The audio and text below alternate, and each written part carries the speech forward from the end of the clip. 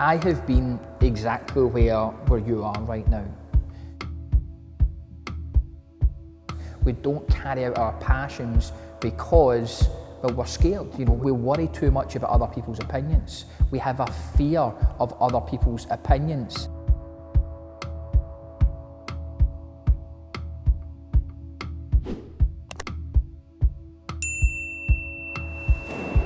I'm not an expert at delivering content in this way, so as a result, it might be,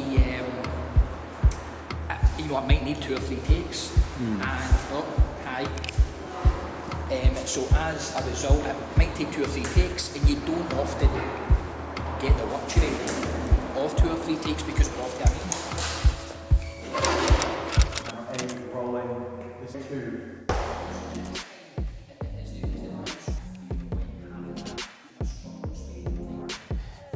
And where I think a lot of people are, particularly because of social media, and that there is that we completely paralyse ourselves because we are so petrified of what people are saying about us or what we think people are saying about us and what they might be thinking about us, and therefore we don't do things. And I kind of bring it down to 3 people and try to logically explain this to myself. First and foremost, there will be people out there when you do something different that will judge you. And it's important to know that these group of people really don't matter. They will judge themselves, they will judge you, and they will do that forevermore. And the chances of changing those people are slim because mainly they don't have anything really good to say and they're not really doing too much themselves either. That's normal and that's fine, there's not much you can do. However, there's another group of people where you think they are saying or thinking certain things and that's holding you back, when in fact they don't really care.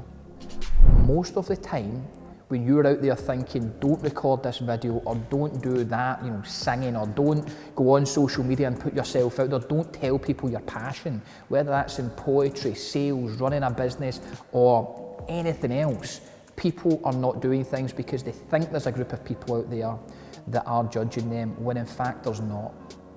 There is nobody judging them, and most people just don't care about what you're doing. If you're walking down the street, as I've done, doing the vlog, and you think people are staring at me, judging me, but they're not actually. All they're doing is they're looking because they're curious, but they don't really care.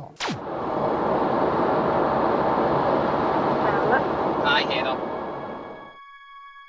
The breakthrough happens by conditioning your mind every day, by feeding it a role model or story.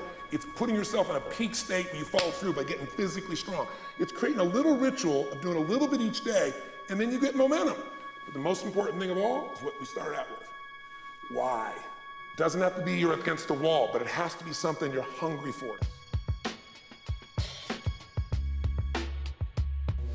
I put out some videos a while back, as I've put out lots of videos. A guy sent me a really lovely message talking about how he learned a particular sales strategy, and it's really encouraged him to kind of push on in his business, and it was very complimentary of what we were doing, and he'll probably be watching this and know who he is. Not only are we sharing that story for that person that reached out on Instagram, I'm conscious of the fact that you have to do things that adds positive pressure to your life. Positive pressure for business owners or just anybody is a good thing. With the pressures of it, with the cost of it, that is a good thing.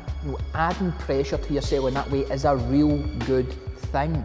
And so this is one thing that I'm getting from it there. So next time, and as the months roll on and we do this more often, it'll become more natural and easier and better, more prepared.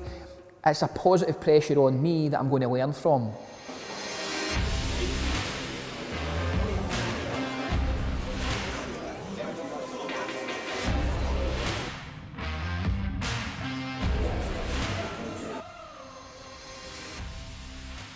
These guys just sat back because that was what was normal, not necessarily what was right.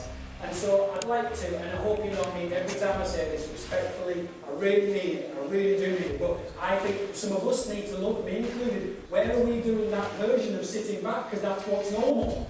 What's normal? Yet the biggest influence on a business is the leader, the business leader.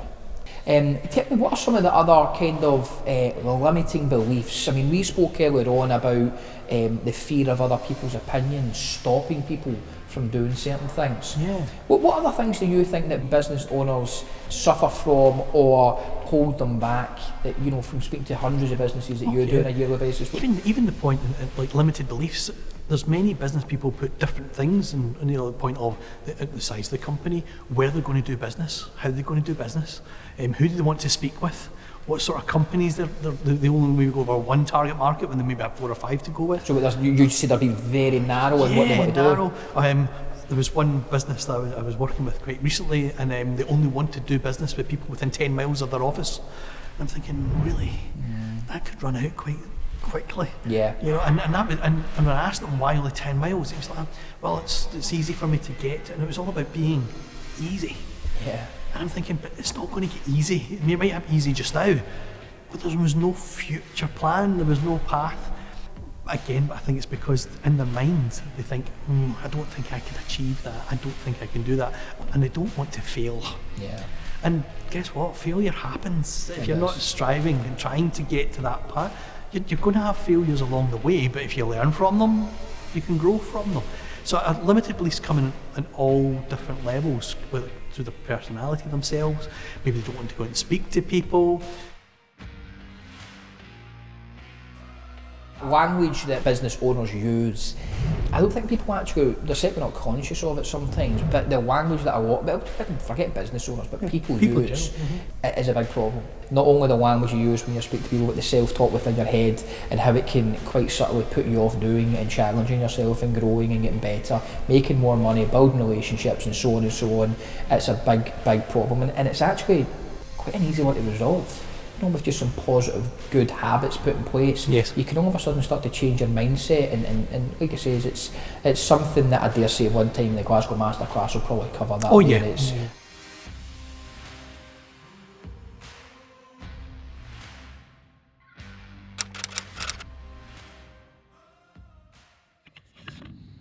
I don't even know if I'm qualified to actually be saying this to you right now, because of course I still have my struggles. But what I do know is that any of those times that I actually overcome them, any of those times that I actually address them, I sort of go after them, I have that fear and yet I do it anyway. And I know it's cliche, but it's true. There's no such thing as fearless. It's just a case of we feel better about things the more we do it, but there's always fear out there for things that are a bit foreign to us. But the success is out there for those people that sort of get that feeling of being uneasy, that feeling of being nervousness, that fear, but they keep ploughing forward. They keep pushing forward, and the success is out there for only those people. The life is too, life and world is too nasty to let sort of the negative and the weak-minded actually succeed. So it's a bit harsh, I get it, but you ain't going to succeed unless you're doing the unconventional, because only the unconventional sort of tasks actually get the unconventional results. So do not live your life fearing what other people might be thinking. Don't live your life with regret. Don't get to the end of your life and have to endure that pain of saying, I wish I'd done something, but you didn't, just because you were worried about what other people might be thinking or might be saying.